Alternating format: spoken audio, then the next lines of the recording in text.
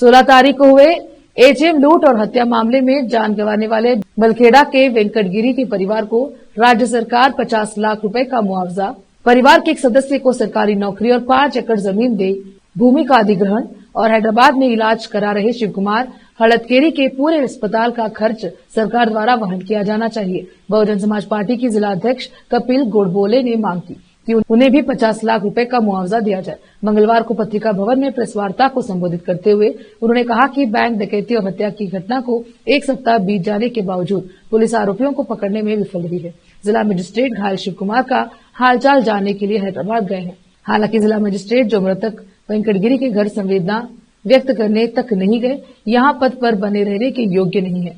उन्होंने गंभीर आरोप लगाते हुए कहा कि उन्हें तुरंत यहाँ से स्थानांतरित किया जाना चाहिए। जिला प्रशासन की विफलता स्पष्ट है क्योंकि यह मामला डीसी कार्यालय और अदालत के बीच हुआ। यह घटना जिसमें एक व्यक्ति भीड़ भरे न्यायालय में मौजूद होने के बावजूद 20 मिनट तक अपने कौशल का प्रदर्शन करने, पुलिस को चकमा देने और फिर भागने में सफल रहा, सभ्य समाज के लिए सचमुच शर्म की बात है।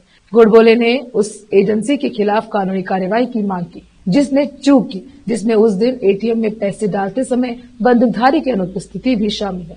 पार्टी जिला उपाध्यक्ष सचिन गिरी ने कहा कि बीदर में हत्या, जबरन वसूली और धोखाधड़ी के बढ़ते मामलों के बावजूद दोनों मंत्री लाचार जवाब देकर मुद्दे से बचने की कोशिश कर रहे हैं। अगर उनमें जरा भी नैतिकता है तो उन्हें इस्तीफा दे देना चाहिए। उन्होंने कहा कि इस महीने की 24 तारीख को सभी दलित समर्थक संगठन इस घटना के विरोध में एकजुट होकर प्रदर्शन करेंगे और बहुजन समाज पार्टी भी इसमें शामिल होगी। कैमरामैन पपुराज का कवरेज। संपादकರು ಹಾಗೂ ವರದಿಗಾರರು, ಮಾಧ್ಯಮ ಮಿತ್ರರು, ಪ್ರಿಂಟ್ ಮೀಡಿಯಾ ಎಲ್ಲರಿಗೂ ಸ್ವಾಗತ ಕೊಡ್ತೇನೆ।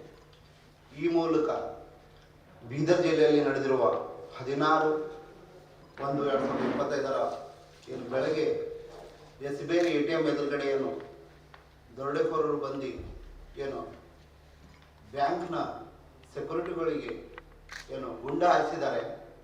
ಇಲ್ಲಿವರೆಗೆ ಅದನ್ನು ಯಾವುದೇ ರೀತಿಯಿಂದ ತನಿಖೆ ಆಗಲಿಕ್ಕೆ ರೆಡಿ ಇಲ್ಲ। ಈ ಬೀದರ್ ಜಿಲ್ಲಾ ಆಡಳಿತ ಹಾಗೂ ಇಲ್ಲಿರುವ ಪೊಲೀಸ್ ವರಿಷ್ಠಾಧಿಕಾರಿಗಳು ಹಾಗೂ ಸಂಪೂರ್ಣ ಪೊಲೀಸ್ ಇಲಾಖೆಗಳು ಇವರು ವಿಫಲರಾಗಿದ್ದಾರೆ। ಈ ಮಾಧ್ಯಮದ ಮೂಲಕ ನಾವು ಆಗ್ರಹಿಸೋದೇನೆಂದರೆ ಈ ಬೀದರ್ ಜಿಲ್ಲೆಯಲ್ಲಿ ಇಂಥ ಒಂದು ತಲೆ ತಗ್ಗಿಸುವಂಥ ಘಟನೆ ಆಗಿರೋದ್ರಿಂದ ಬೀದರ್ ಜಿಲ್ಲಾಧಿಕಾರಿ ಕೂಡಲೇ ವರ್ಗಾವಣೆ ಆಗಬೇಕು, ಇಲ್ಲಾಂದರೆ ನಾವು ಬೀದರ್ ಜಿಲ್ಲಾದಂಥ ಉಗ್ರ ಹೋರಾಟ ಕೈಗೊಳ್ತೀವಿ। ಏಕೆಂದರೆ ಈ ಏನು ವೆಂಕಟಗಿರಿ ಅಂತ ಹೇಳಿ ಏನು ಪೊಲೀಸ್ ವೆಚ್ಚನ ಭರಿಸ್ತಕ್ಕಂಥ ಕೆಲಸ ಇಲ್ಲಿವರೆಗೂ ಆಗಿಲ್ಲ ಅಂತ ಹೇಳಿ ಸ್ವತಃ ಪರಿವಾರನೇ ಹೇಳಿದೆ। ತಾವು ಹೇಳಿದ್ದೀರಾ ಮಾಧ್ಯಮಗಳಲ್ಲಿ ಇದು ಪ್ರಸಾರ ಆಗಿದೆ, ಸಚಿವರು ಆಶ್ವಾಸನೆ ಕೊಟ್ಟಿದ್ದಾರಂತೆ। ಆದ್ರೆ ಮಾಧ್ಯಮದಲ್ಲಿ ಇನ್ನೊಂದು ಸುದ್ದಿ ಕೂಡ ಪ್ರಸಾರ ಆಗ್ತಾ ಇದೆ। ಯಾವ ಸುದ್ದಿ ಅಂತಂದ್ರೆ ನ್ಯೂಸ್ 18 ಅಂತ ಯಾವುದೋ ಒಂದು ಕನ್ನಡ ಮಾಧ್ಯಮ ಇದೆ, ಅದರಲ್ಲಿ ಅಪರಾಧಿಗಳನ್ನ ಪೊಲೀಸ್ ಇಲಾಖೆ ಬಂಧಿಸಿದೆ ಅಂತ ಹೇಳ್ತಾ ಇದೆ ಸರ್। ಇದು ಎಷ್ಟು ಮಟ್ಟಿಗೆ ಸತ್ಯ ಇದೆ? ಮಾಧ್ಯಮಗಳಲ್ಲಿ ಪ್ರಸಾರ ಆಗಿ ಜನರ ನಡುವೆ ಬೀದರ್ ಜಿಲ್ಲೆಯಲ್ಲಿ ಗೊಂದಲ ಮೂಡ್ತಾ ಇದೆ। ಏನಂತಂದ್ರೆ ಇವರು ದಲಿತ ಮುಖಂಡರು ಮತ್ತೆ ಪರಿವಾರದವರು ಸುಳ್ಳು ಹೇಳ್ತಾ ಇದ್ದಾರೇನೋ, ಮಾಧ್ಯಮಗಳಲ್ಲಿ ಅಪರಾಧಿಗಳನ್ನ ಬಂಧಿಸಿದ್ದಾರೆ ಅಂತ ಹೇಳ್ತಾ ಇದ್ದಾರೆ।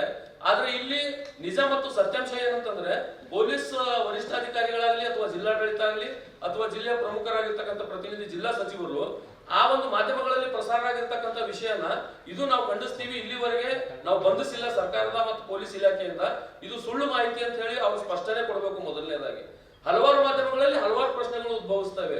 ನಮ್ಗೆ ಡೌಟ್ ಬರೋದು ಎಲ್ಲಿ ಅಂತಂದ್ರೆ ಬ್ಯಾಂಕ್ ಮ್ಯಾನೇಜರು ಯಾವುದೇ ಇದು ಕೊಡ್ತಾ ಇಲ್ಲ, ಏಜೆನ್ಸಿ ಅವರು ಅವತ್ತು 2 ತಾಸುಗಳ ಕಾಲ ಗನ್ಮ್ಯಾನ್ ಆಬ್ಸೆಂಟ್ ಆಗ್ತಾನೆ, ಮತ್ತೆ ಪೊಲೀಸ್ ಇಲಾಖೆ ಯಾವ ಮೊದಲಿಗೆ ಎಲ್ಲ ನನ್ನ ಪತ್ರಿಕಾ ಬಾಂಧವರಿಗೆ ತುಂಬ ಹೃದಯದ ಸ್ವಾಗತವನ್ನು ಬಯಸುತ್ತಾ ಈ ಪತ್ರಿಕಾಗೋಷ್ಠಿಯನ್ನು ಉದ್ದೇಶಿಸಿ ಇಂದು ಮಾತನಾಡುತ್ತಿರುವ ವಿಷಯ ಏನೆಂದರೆ ಸುಮಾರು 6 ದಿನಗಳ ಹಿಂದೆ ಒಂದು ಹೇಯ ಕೃತ್ಯ ಅಂದರೆ ರಾಬ್ರಿ ಮಾಡಿಬಿಟ್ಟು ಮರ್ಡರ್ ಮಾಡಿಬಿಟ್ಟು ರಾಬ್ರಿ ಮಾಡ್ಕೊಂಡು ಸುಮಾರು 1 ಕೋಟಿ ದುಡ್ಡು ಎತ್ಕೊಂಡು ಹೋಗಿದ್ರು ದರೋಡೆಕೋರರು।